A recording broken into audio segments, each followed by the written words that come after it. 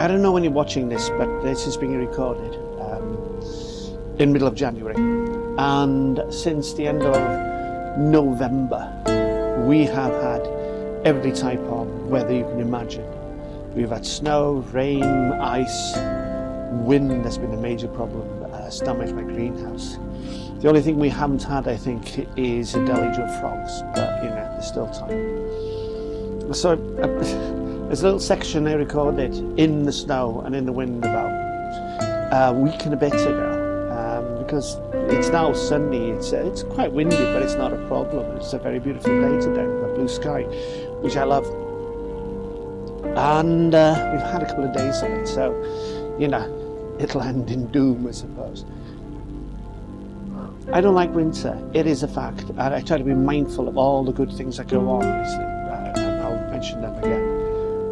And things I have difficulty with, but you know, I'm a hard worker, so it just struck me the other day that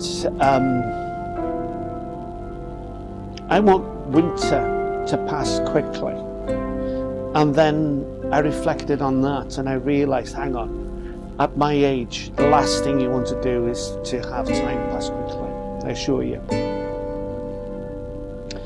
So the idea is that I want these 3 months gone, and that's 1/4 of a year.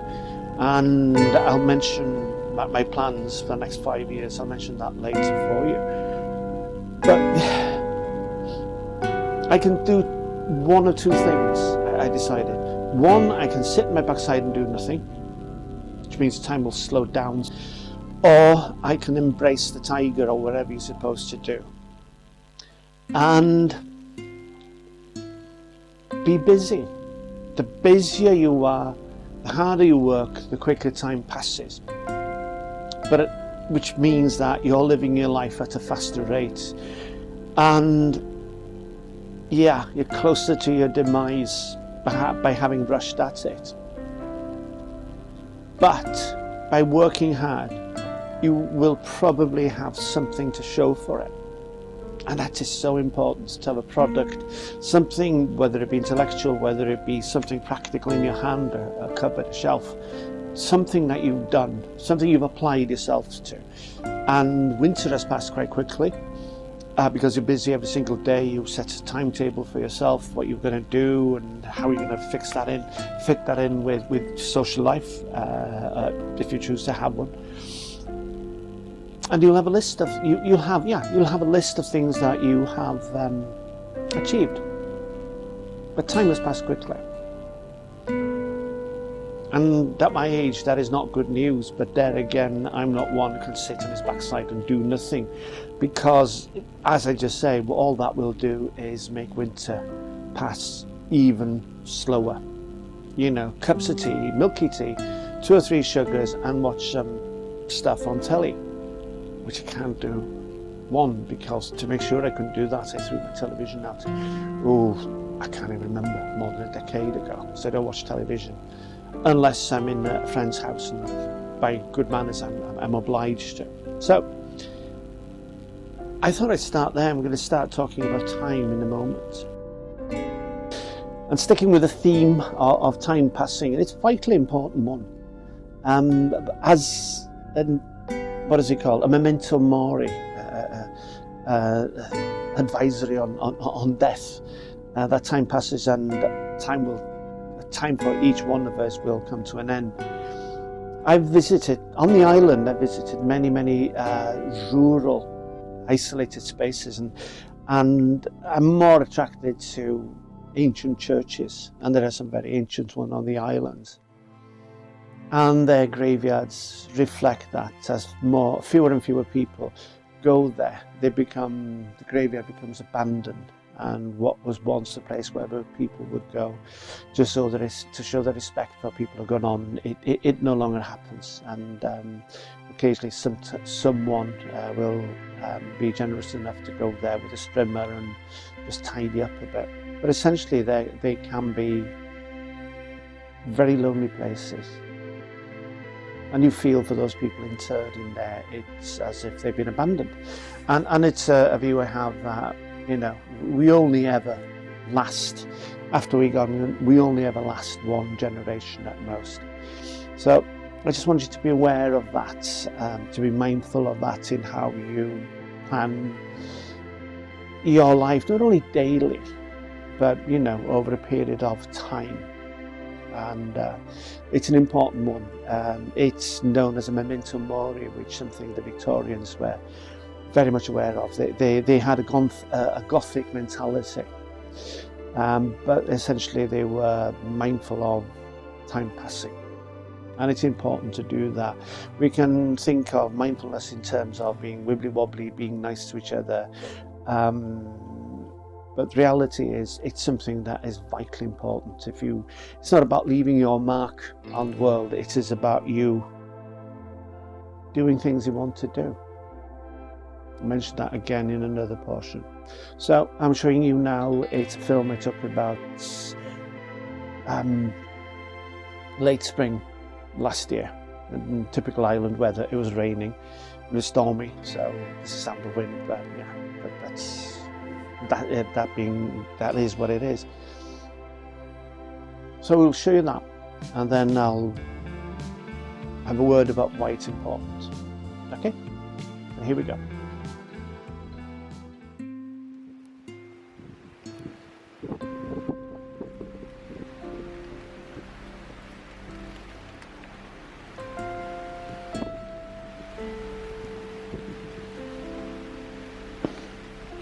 It's a beautiful little church, I'm sure. I hope you agree, and it's a very narrow avenue of sycamores that leading to it. And sycamores are the island saviour.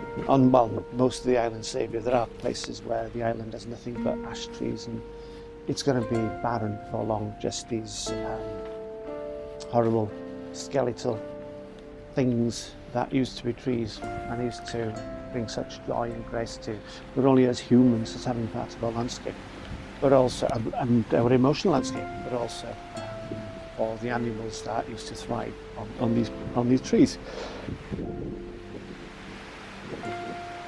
Last time I was there before this, in the film, the church was well cared. It's a beautiful, as you can see, it's a beautifully well cared for church. I've run the film again. It's a beautiful, well cared for church, and it's abandoned. When I say abandoned, it's been closed and possibly deconsecrated as a church, but I think it's about a mile down the road, and probably that's the one that people go to now. And that's been there for quite a while, which makes me think that although this church, if you look at the roof, seems very new, I think it's just one of a number of churches that there's a society, I can't remember what it's called. The former Marquis of Anglesey used to be the patron, and it is about saving lonely churches, and on the island they do a lovely job. There are a few in the middle of nowhere, chapels of ease, and I don't think this was a chapel of ease. You can see, if you just keep an eye, you can see new graves, and I think they are cremations, and it's a beautiful place. And if you're going to pass your time sailing towards eternity, then as good a place as any. And I think it's a pleasant place for people to come and visit, because at the end of the day, cemeteries are for the living, not the dead. Dead are departed in one way or other. How you choose to define what happens next. The closer you get to the church, you will have seen the grass is high, but up to that point, it's beautiful and small. And flat and well cared for. And on the right there are a number of graves, as I say, that are more recent and well cared for. And it's an area that is covered with primroses in late spring, and it's beautiful in good weather. And the weather wasn't that good when I was there with a friend, but it's still beautiful. Now, in that tall grass, you've seen a couple of gravestones. Obviously, as I say, we don't last more than one generation in people's memories. They haven't been neglected. People have died, and maybe people have moved away. So one thing I like to do when I go to cemeteries is go to the most isolated graves and say the name and say, hello, how are you? and such, because I hope somebody will do it for me. It's the only way where my name will reach into the future. So I tried to do that for them. But this not only is in a beautiful area, it is also an area of incredible rural poverty. My mum spoke about it in her childhood in the 1930s. It was something quite heartbreaking, she said, where people would die of the most basic of illnesses these days. And she spoke of people having cows, single cows, widows usually after the First World War. They'd have a cow, and the cow would be there to provide milk, and also so she could sell the milk. And my mum said that many of these cows looked like those cows that we see in films of India, where they wander all over the place because they're sacred, but they had nothing but skin and bone. And she said that is what cows were like on the island going back to the 1930s in her childhood. So it was incredible poverty. And amongst the grass, there are some gravestones you can see, but some are no bigger than that. And it's clear that they have been engraved by somebody probably couldn't spell correctly, but copied as much as correctly as possible for the gravestones. And it is obvious that it's been done by somebody who just wants to memorialize the passing of a person or persons. Many children die. So there are some where the stone, again reflecting on horrible poverty, where the stones are so poor that whatever was engraved on them has disappeared, because it's a slaty kind of stone. I'm not sure what kind of stone it is. And the water has seeped in, and ice has fractured the stone. And there is nothing left on that stone to indicate who is buried there, who is on their particular journey towards eternity. And as I say, whatever the marks that person left on the world has gone. And that breaks my heart, but it's also a memorial, a memento mori, beg your pardon. And it's something we should all be well aware of, that this is all we have. And either we'll have great monuments left to us, I hope not. I like the idea of just fading. Or there'll be a little gravestone, and that gravestone may well disintegrate. So all we have is now. All we have, we've got to be mindful of that. All we have is now, and all we have is the energy that we have in this particular now. And we should take advantage of it, because those graves in that particular cemetery and in others in the more isolated areas of the island, they are forgotten.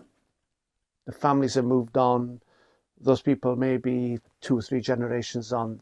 The individuals are no longer of any importance in the family. So that's what that one was for. I'm not sure I'm going to edit this one, but there we are.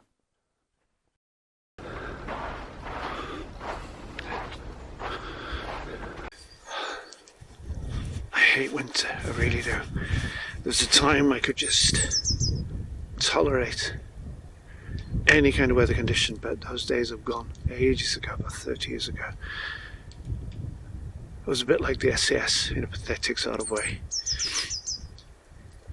SAS described Norway as being a cold but clean place to train, and they describe the desert, Africa, whatever, as being again dry, hot, but clean, and they describe the worst place in the world to train as being Wales, which is here, because it's cold, it's damp, it's miserable. It's a country I love very much because it's mine. However, it is cold, dark, miserable, and I absolutely hate winter here. I've reached that age now where I consider myself as being one of those people I sort of took pity on years ago, who tried to get as close to the campfire as possible. And now it's me. That's age for you. And it's beginning of the year, you know, sort of people think in terms of summer and autumn is when you prepare for winter. My attitude has always been different. Winter is when I prepare for summer, spring and summer, get fit, get strong. I'm trying to keep myself active physically every single day by doing things that hurt. I'm also using the word very loosely now, trying to keep myself active intellectually, and this is said very, very loosely, by learning a language and by writing little stuff. Time passes. So I'm preparing for summer, and this summer, because it was a very poor summer last year, I actually hope to get a suntan this year, like I hoped to get a suntan last year, which I didn't, apart from the top of my head, which is bald. So winter for me is a time of preparation. I prepare for spring and summer and being fit and active, and as I say, loosely speaking, intellectually ready for any challenge. I think it's about 4 years ago now I had cancer. And this isn't... Yep, I had a cancer. That was it. I had a cancer, it's called. And I remember the consultant telling me when they'd done scans, the MRI, the CT, CAT scans, ultrasonic, X-ray and stuff, and he said to me, it's cancer. My response immediately was, okay, what do you do? And he said, well, we take it out and we try and make sure that it doesn't spread. And I said, okay, that's good. And he turned to me and he said, that's a very positive attitude. And I said, one day at a time, one challenge at a time. And it seems to be something that I've discovered in crisis more than anything else. Whatever the crisis is, wherever you are now, you deal with it. Now we're in the middle of winter, and I'm thinking about preparing, I've already begun, preparing for spring and summer. Greenhouse has had one end of it knocked out, and it's a massive greenhouse, so that's something I have to do. So I've given myself 5 years of good health. People around me now are just falling off the perch, and it is a cause of concern because I miss them. And I look at my closest friends and I'm thinking, it's going to happen there. So, you know, I'm strange. I'm thinking maybe it's best if I pop off the perch first, because the thought of missing them is a count of times be intolerable. But anyway, this is where we are, and it's a challenge, and one day at a time, one challenge at a time. So I've decided that I will take a gamble, and the gamble is simple. The gamble is that I will have reasonably good health for the next 5 years, and in that next 5 years I will do my very best to achieve those things that are still feasible, the things I always wanted to do. So when it comes to falling off the perch, at least I will have a list of things I will have done, and if I have to present them at some gate or whatever in the future, that to St. Peter or whomsoever, or Smokey Joe, then he will say, what did you do with your life? And I'll have a list. These are the things I had ambition to do, and these are the things that I've done. If I had more time, I would do the rest. So there we are. So I'm not going to give advice on anything. I'm the worst person to give any kind of good advice. So I'm just going to talk. I'm not going to advise anybody about anything. Advice is given by people who generally don't know what they're talking about to people who don't really want it. There's a smug edge to it, and I hate that. So I'm going to set about preparing and doing things I've always wanted to do, things I've always missed out. I must be honest with you, I don't think I've wasted much time, but I would also say I've lost a lot of time. Family responsibilities, jobs we never wanted, but we needed the money because of responsibilities. Don't have that anymore. I have a handful of people I love dearly, and I want to look after, make sure they're okay. But I also want to make sure that I'm okay. So I'll be back in touch with you. You take care. I hope you're making plans. Don't need to. You can sit in your backside watching the telly if that's what you want, and I will not criticise you for that. life leads us to where we are now and the state of mind that we are now. But if there's that little tug, then I suppose one should seek to engage. Do it ourselves or look for the company of people who will help facilitate, so that we can each drag the other one forward, like across a desert or a quicksand or whatever.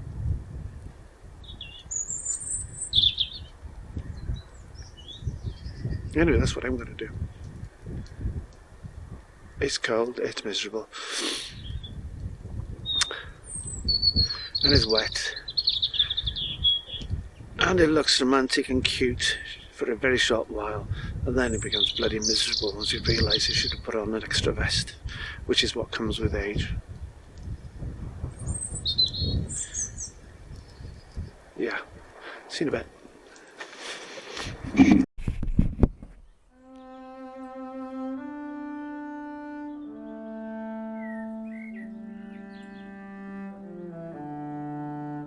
The year turns and we have such an astonishing, beautiful place. And the wonderful thing about this place is that most of the trees that surround us mask this place from the world in late spring and in summer into early autumn.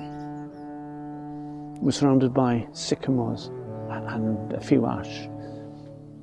I'm glad for the sycamores, because sycamores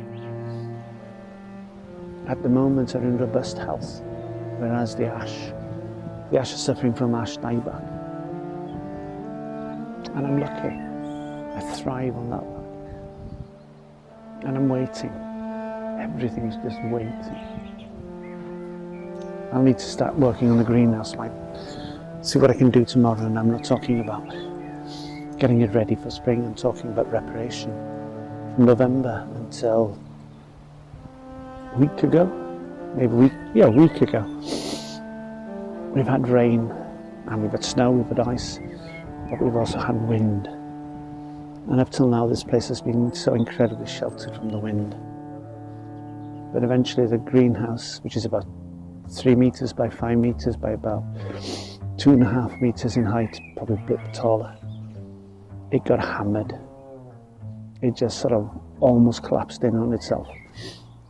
But it doesn't matter. I will fix it. And it was never complete as a greenhouse. And it's an interesting thing that it's never been complete, because the cost of getting the glass panes cost too much. It was in pieces at the top of the road, collapsed, and I brought it down. I was given it as a gift from a friend, and I've just brought it down here, and it has been slowly reconstructed, and it whatever I put in there has thrived. It's not even attached to anything. I just placed it there. It is so heavy and it is so robust. Well, it was so robust that even though it was only 75% cover of glass or polycarbonate roof and sides, but it still thrived. Anything I put in there would just grow.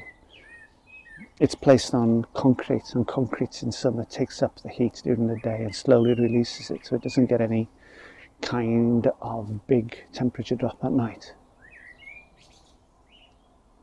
Even though we've had some very poor summers, beg your pardon, even though we've had some very poor summers, things have continued to grow. Light and heat,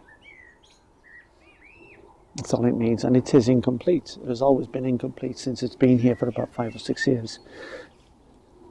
And it's an interesting one, as I say, it's an interesting one because I gave it a foundation for things to grow, and they did grow. I was thinking the other day, it's January, it's time to start planning, or actually continue with the plan I've had for ages, a number of things in sight for near and far future, hopefully far future. And the plan doesn't need to be complete. All I need to do is create a platform from which I can start moving forwards, start waking up after winter. But now it's time to start thinking about building on the very poor platform I've created. And it doesn't matter, because let's say you've got a name of going somewhere, of being something, of doing something. you don't really know what you need until you start on the journey. So the greenhouse is adequate, or it will be adequate. Things will thrive in it, so therefore my plan for what I want to do, number of things I want to do, is not complete, it will never be complete, and I've stopped a couple of years ago even thinking about getting it perfect, because it's a waste of time. All I need to do is create the first step, and from then onwards it's a matter of just getting on with it and adapting. And once you're on the road towards wherever you want to go, then I think the options become far more apparent. The signs are all around us, whether we pay attention to them or not. Whether it's a voice coming to you from whatever or whomsoever is important to you. Your God, the universe, your unconscious voice, wherever you are being told quite directly that time is passing, it is not renewable. This is all we ever will have possible. That we should use it. Those things that we always wanted to do, places we wanted to go, we must do it now. Start planning. The plan doesn't have to be perfect. I wish you well.